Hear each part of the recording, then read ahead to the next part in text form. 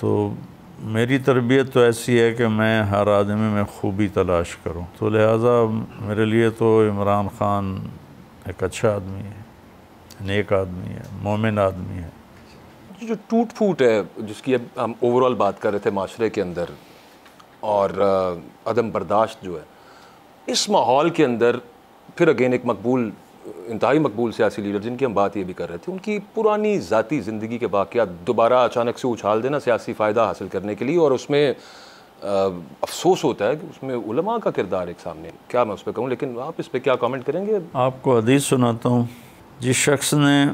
کسی آدمی کی ایسی غلطی کو اچھالا جس پر وہ توبہ کر چکا ہو، ایک تو ہے کہ وہ اس کو کنٹینیوسلی کر رہا ہے، ایک ہے کہ وہ اس سے توبہ کر چکا ہے، اس کو اگر کسی نے ہائی لائٹ کیا تو اللہ اپنی قسم اٹھاتے ہیں کہ میں تجھے اس وقت تک موت نہیں دوں گا جب تک میں تمہیں اس برائی میں مبتلا نہیں کر دوں گا۔ یہ اتنا سنگین مسئلہ ہے، تو میں نے تو اس میں خیر کے سوا کچھ نہیں دیکھا۔ جس طرح اس نے لا الہ الا اللہ لوگوں کو سمجھایا ہے، ایسے تو علماء بھی نہیں سمجھاتے، اور یہ ایک ہی اکیلا لیڈر ہے جو سیاست کے ممبر سے اللہ اس کے رسول کی بات کرتا ہے، ریاست مدینہ کی بات کرتا ہے۔ باقی چونکہ سیاست اب نفرت میں تبدیل ہو چکی ہے اور آگے دشمنی میں تبدیل ہو چکی ہے، تو کسی کو فریق مخالف کی خوبی نظر ہی نہیں آتی، عیب ہی عیب نظر آتی۔ ایسے ہی پی ڈی ایم والے بھی ایسا تھوڑا ہی کہ وہ اللہ نہ کرے وہ کافر ہیں، اہل ایمان ہیں، ان میں بھی خوبیاں ہیں، لیکن دونوں کو ایک دوسرے کی خوبیاں نظر نہیں آ رہی، عیب ہی نظر آ رہے ہیں۔ اور یہی ہمارا معاشرہ ہے، چونکہ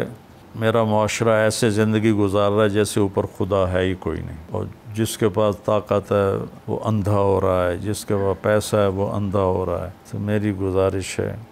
جیسے دیکھو ہماری شکلیں ایک نہیں ہیں نا، ہماری فیملیز بھی ایک نہیں ہیں، تو ایسے ہی ہمارے مزاج بھی ایک نہیں ہیں، تو کبھی بھی انسانی معاشرہ ہم مزاج نہیں ہو سکتا۔ اختلاف کے بعد ہم ذہن ہونا ضروری ہے،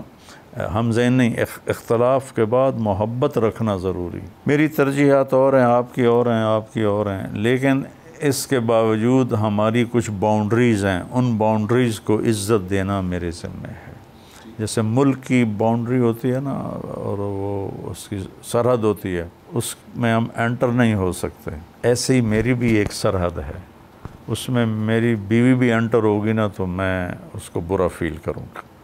تب کسی کی سرحد میں انٹر نہ ہوں، وہ اس کی ذاتی زندگی، جیسے عمران کی زندگی کو اچھال رہے ہیں، کتنے دکھ کی بات ہے کہ وہ کیا کون مفتی سعید نام کو یہ کہ عدت میں نکاح پڑھا دیا، مطلب یہ بہت ہی دکھ ہوتا ہے، اس لیے نہیں کہ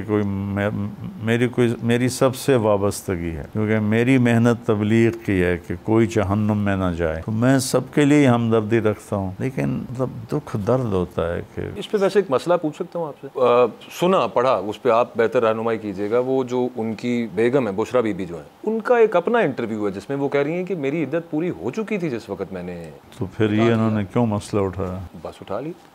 سیاست کریں، نفرت نہ کریں، اپنے مفاد نہ دیکھیں، ملک ہے تو ہم ہیں، ملک نہیں تو ہم بھی نہیں رہیں گے۔ ایسا نہ ہو کہ اسپین والا معاملہ ہو کہ ذاتی مفاد کے اوپر لڑتے سارا ملک گاؤں، 700 سال کی حکومت آج وہاں زیرو ہوئی پڑی ہے۔ میں قرطبہ کی جامع مسجد گیا، وہ گرجا بنی پڑی۔ تو میرا سب کو پیغام یہ ہے کہ آپس میں ملک کو پہلے دیکھیں، پھر اپنی حکومت کو دیکھیں، اپنی ضروریات کو دیکھیں، اور ہم بھی اب بطور عوام، ہم ایمان والے ہیں، ایک دوسرے کی عزت کریں، ہم ایک ملک کے ہیں، ہم ایک دوسرے کی عزت کریں، اور اختلاف رائے کے باوجود بھی ایک دوسرے کو عزت دینا سیکھیں۔ یہ میرا پیغام ہے۔ اللہ کے واسطے محبتیں قائم کرو، نفرتوں سے بچو۔